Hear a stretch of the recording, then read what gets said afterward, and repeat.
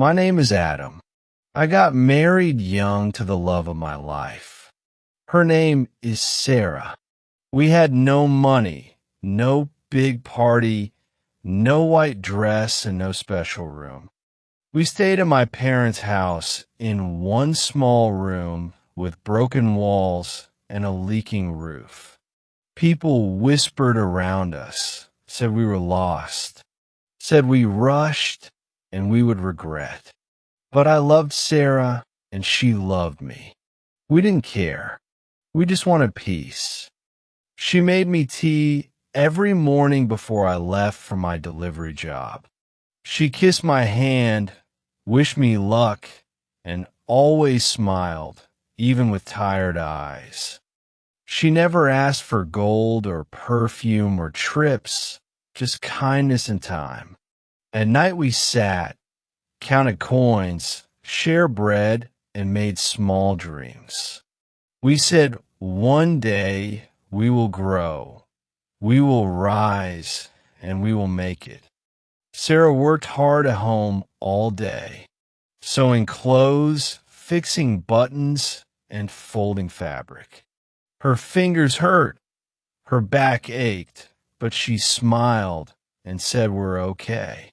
We had no fridge, no washing machine, no TV, and no heater.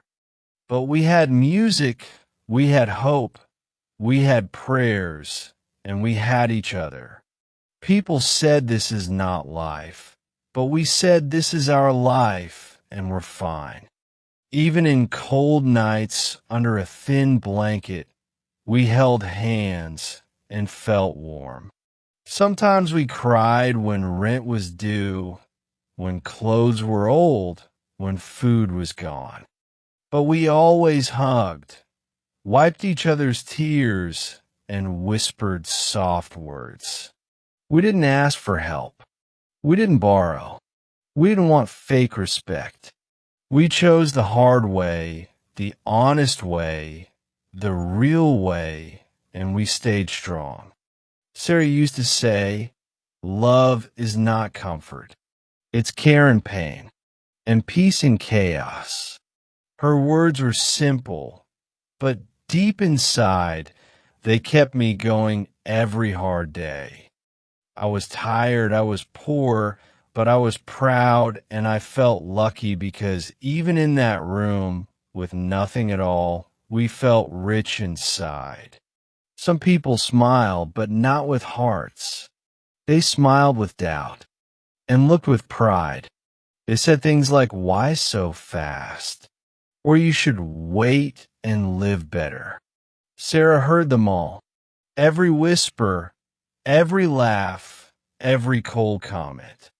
She never cried outside, but at night I saw her eyes full of questions. Our friends changed. Some walked away, some stopped calling, some stayed quiet. We didn't party. We didn't travel. We didn't wear new clothes or show off. We didn't have makeup, perfumes, big gifts, or golden rings. But we had peace, deep love, soft words, and honest hearts. One day an aunt said, you made a mistake. Poor love brings pain. Sarah looked down, held my hand, and smiled with eyes full of grace. She said later, let them talk. I don't want easy. I want true. Her strength amazed me. Her patience healed me. Her love grew more. We faced cold winters, broken shoes, no heating, and silent holidays. We had old jackets, burned pots, thin socks, and flickering lights. But we laughed at silly things, shared simple meals, and dreamed big together. Our dreams were not gold, not cars, not fame, but just peace and home. We tried small jobs, delivered meals, sold snacks, and fixed old things. Sarah baked bread, made pickles, folded wrappers, and counted coins. I cleaned cars, painted walls, carried boxes, and drove for hours. Every coin we made felt like gold because it came clean. Neighbors watched us. Some smiled, some judged, some waited to see. One man said they'll fail soon. Another laughed. This won't last. But we kept going one day at a time with prayers and effort. We didn't answer. We just worked. We just loved. We just believed. Sarah used to sing while cooking rice or folding clothes or making tea. Her voice was soft, full of peace, even when tired, even when sick. She made our home warm with nothing much, just with love and care. I felt rich every time she smiled, every time she said we're okay. We didn't post pictures. We didn't share fake smiles. We lived real. We didn't copy others. We didn't follow trends. We followed our path. Sometimes I worried. Sometimes I broke. But her hands pulled me back. She never left, never blamed, never shouted. Just held my heart. One day I came home, tired and cold, and found hot soup ready. Sarah kissed my hand, sat beside me, asked how work was. I cried that night, not from pain, but from her love. I said you deserve more, and she replied I have more than enough. She taught me value, not in things, but in peace and presence. We had no loud TV, but we had quiet talks and soft hugs. We had no car, but we walked holding hands with warm smiles. We had no show, but we had soul. We had something rare. We woke up one morning, sat near the stove, and counted our small coins. Sarah looked at me gently, smiled through the silence, and said, "Let's try something." I asked what she meant. She said we can cook food and you deliver it. It was a simple plan, no big dreams, just small steps and clean work. Sarah cooked rice and meat, added fresh bread, and packed every meal carefully. I rode my old bike, knocked on doors, and offered food with a kind voice. Some people refused, others ignored me, but a few gave a small try. One man liked the food, told his office friend, and we sold 2 more the next day. We kept going each day, cooking early, packing neatly, and smiling with hope. The orders grew slowly.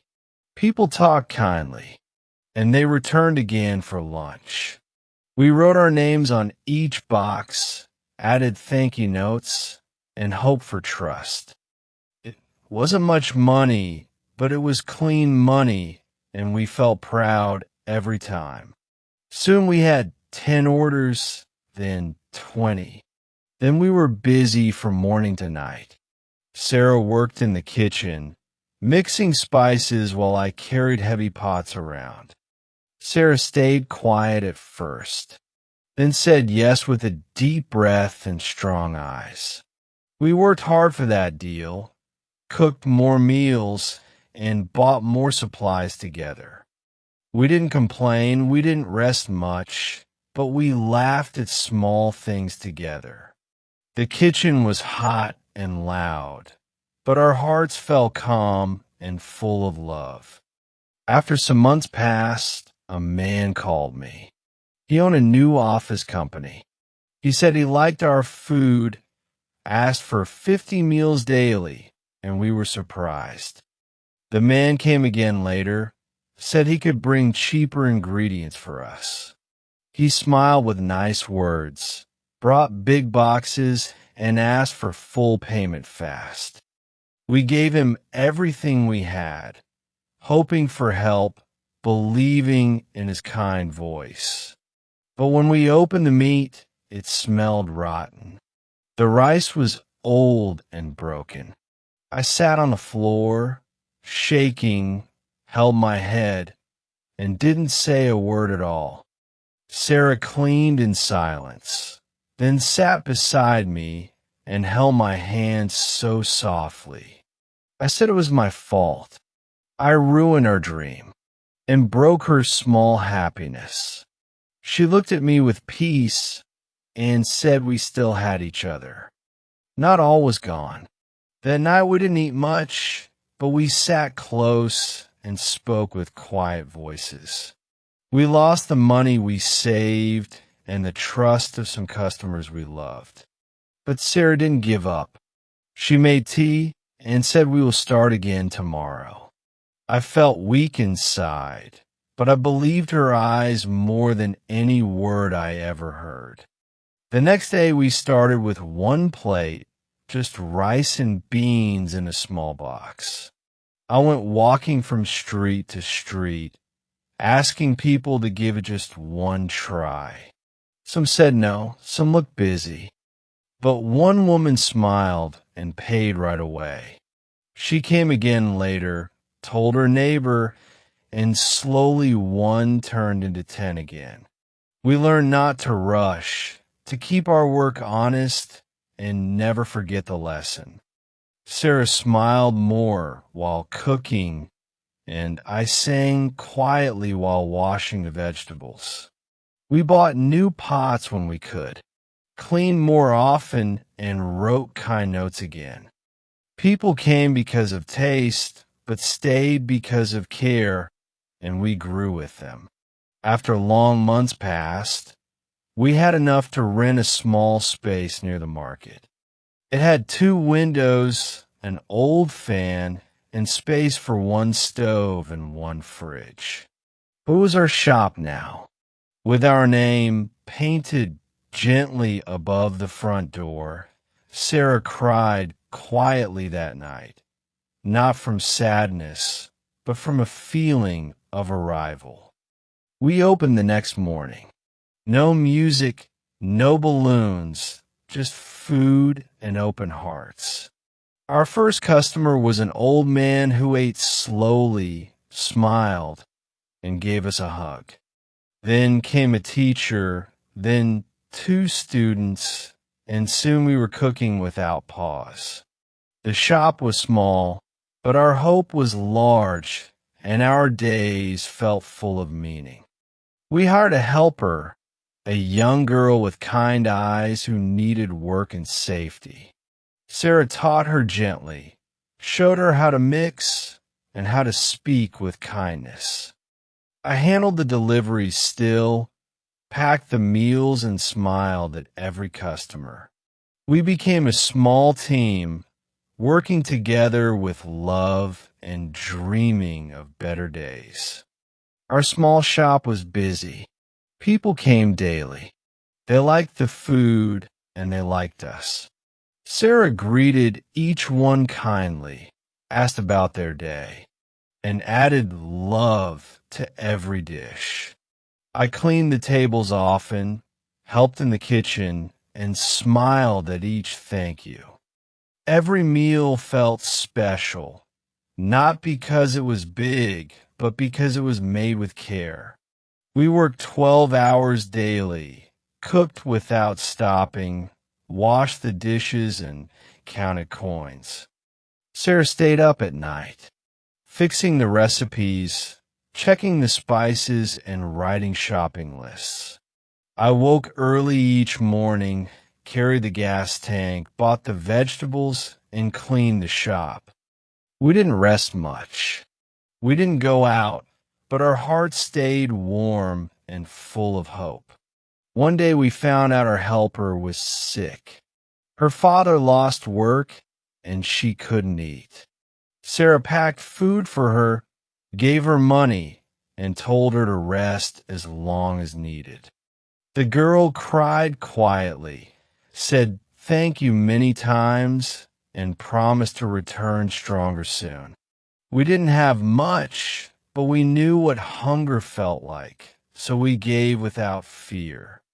The shop had no signboard, just our names, but people knew it by smell and smiles. One old woman came often and bought soup daily, and said it reminded her of her son. A young man came too, quiet and alone. He always paid more than the price. We didn't ask questions, but we gave him a free cookie and told him to take care. Soon a new family moved nearby. They opened a fancy place with music and lights. Some of our customers went there, drawn by colors, prices, and big advertisement boards. Sarah looked worried, but I told her calmly, "People know our hearts, not just the food. We didn't copy them. We didn't change style. We just worked better and stayed kind." One night, a big storm came, broke the window, wet our bags, and ruined half the stock. We stood in silence, picked things slowly, and tried not to cry from the sudden shock. Sarah laughed after a while, holding a broken pot, and said still better than giving up. Her smile made me strong. We cleaned the shop, dried the floor, and fixed what we could. After the storm, a journalist visited, asked for our story, and wanted to write about us. Sarah was shy at first, but agreed to speak, told him about the early days and struggles. The next week, our picture was in the newspaper with the title "Small Shop with a Big Heart." People read the story, came from far away just to eat and say they support us. We hired another worker, a man who lost everything but wanted to start again.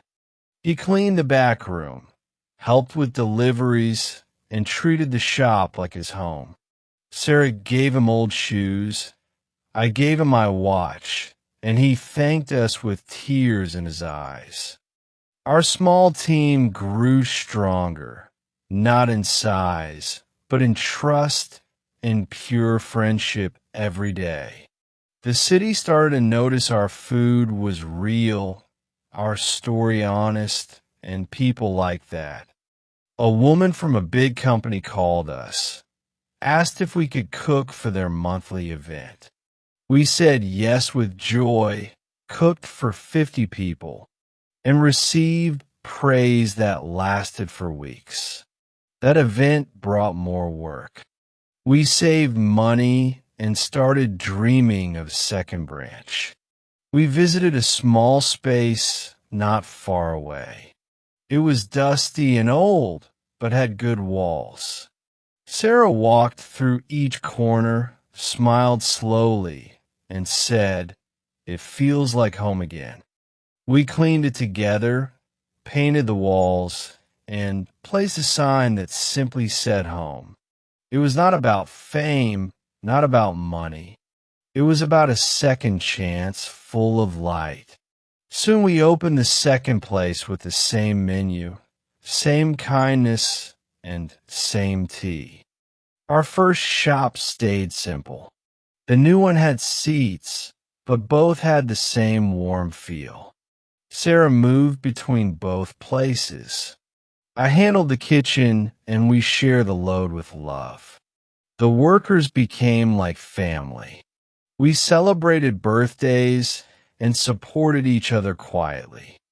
A local school called US asked if we could give lunch to children from poor families. We said yes without thinking, gave small meals, and wrote "You Matter" on each box.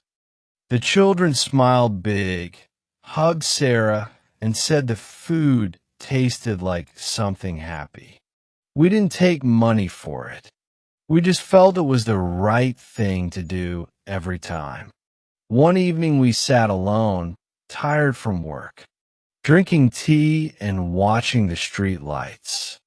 I asked her if she missed her old life before all the cooking, before the noise and rush.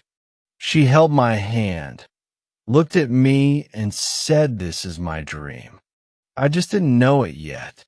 We didn't have a big car or golden rings, but we had a life full of meaning and truth.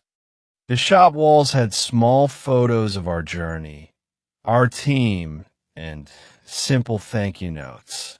Some were from strangers, some from children, and some from people we never met. Each note said the same thing in different words, that love and honesty leave a mark. That wall became our treasure more than coins. More than gifts, it was really proof. Years passed slowly, but full of stories, lessons, and moments that shaped our souls. We bought a small house, not big or modern, but it had a garden and quiet nights. Sarah planted flowers there. I built a bench, and we sat each morning before work. Our hearts stayed soft, our love grew stronger, and our hands never stopped giving. We never forgot the early days, the wet ceiling, the hungry nights, the lonely walks. They didn't break us. They built us and gave our hearts a deeper kind of strength. When someone asked about success, Sarah said, "It's not about what you own, but what you give." I nodded and smiled because I knew she gave me more than the world ever could. We woke up each day early, opened the shop, cleaned the floor, and smiled with joy. The mornings were peaceful. The birds sang soft. The tea was warm, and the street was quiet. Sarah made the eggs. I baked the bread. We shared breakfast and planned the day. There was no rush, just rhythm, just habit, just a deep calm that stayed with us. Our children were growing fast. Both were kind. Both were smart. Both loved our food. They helped us sometimes clean the counter, serve water, and learn about work. We didn't force them. We just showed them that real value lives in effort and heart. They watched our journey, saw our pain, felt our love, and learned from everything. People still asked often how we started, how we survived, how we stayed honest. Sarah always answered simply with kind eyes. We loved more than we feared. We didn't chase riches. We didn't fake smiles. We didn't forget who we were. Even in hard days, we held hands, prayed quietly, and believed in second chances. Sometimes I sat alone in the back room, looked at our first menu, and smiled. It was just paper, handwritten words, some dishes crossed out, some prices wrong. But I kept it safe, like a memory, like a proof that growth comes slow and true. Sarah framed it one day, placed it on the wall, and said that's where it began. We were invited to speak in schools and groups to share the story, to give people hope. I was shy at first, but then I stood, looked at the crowd, and told them everything. I told them about the rain, the broken roof, the first meal sold, and the long nights. Sarah joined me after, said a few words, and the room clapped for a long time. We didn't feel famous. We felt grateful. We felt trusted. We felt seen for the first time. That trust was heavy, but also sweet, like a gift given slowly and with care. We used that gift wisely, helped others grow, gave small loans, and trained young hands. They started their shops, failed at first, then tried again and found their own light. One woman told us, You gave me courage when no one else did, not even my family, another young man said. You taught me that kindness is not weakness, but real power. Those words stayed with us. They echoed deep, louder than coins, stronger than metals. That was the success we never planned. The kind that grows slowly inside your chest. We took one small trip after many years, just the two of us, to a quiet mountain town. The trees were tall, the air was cold, the roads were empty, and the sky was wide. We walked in silence, held each other, drank hot soup, and remembered our first winter. That trip was short, but it filled our hearts like the best dream you never forget. Back home, we returned to our daily life, to our shop, and to the people we loved. Some customers had grown old, some had left, but their words remained on our walls. New faces came often, curious and kind, ready to listen and happy to eat. Sarah still cooked with joy. I still greeted them, and our love never changed. One night our son asked what made you strong when everything looked hard. Sarah answered softly, "We didn't try to be strong. We just didn't leave each other." That answer stayed with him. I saw it grow in how he treated his friends and sister.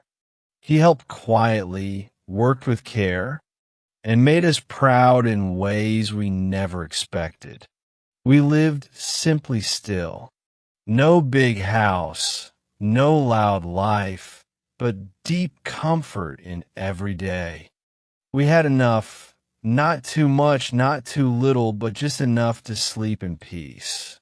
Our meals were shared, our mornings gentle, our hearts warm with honest work. That was all we needed, all we dreamed, all we promised each other long ago. One afternoon we closed early, sat by the window, drank tea, and watched the rain. Sarah looked at the sky, then at me, and said, "This life feels full now." I didn't speak much. I just nodded and held her hand like the first time. The rain kept falling, but we stayed dry because we had built a strong roof together. People often forget it's not the money, not the clothes, not the car that makes life. It's the small talks, the shared meals, the quiet support, and the steady hands. It's the choice to stay, the choice to try, the choice to believe in one more chance. That's what we learned, not from books, but from life and from each other every day. Sarah still whispered, "I'm proud of us." Each time we faced something new and scary, I whispered back, "I'm proud of you," because I knew her strength carried us many times. We built no palace, but we built peace, and that peace was more golden than gold. In the end, that's all that matters. Not the weight of your pockets, but your heart. Now we're older, slower in step, softer in speech, but stronger in love than before. We teach our kids not how to win, but how to try, and how to get back up. We tell them stories from the hard days, from the quiet nights, from the small beginnings. And they listen close because they know our words come from real places and scars. Sometimes people ask, "Do you regret anything?" And I always smile and say no. Every mistake taught us. Every loss shaped us. Every fight made our roots deeper. Sarah agrees, always with soft eyes, saying even hunger had a lesson to give. We didn't walk a perfect road, but we walked it together and that made it right.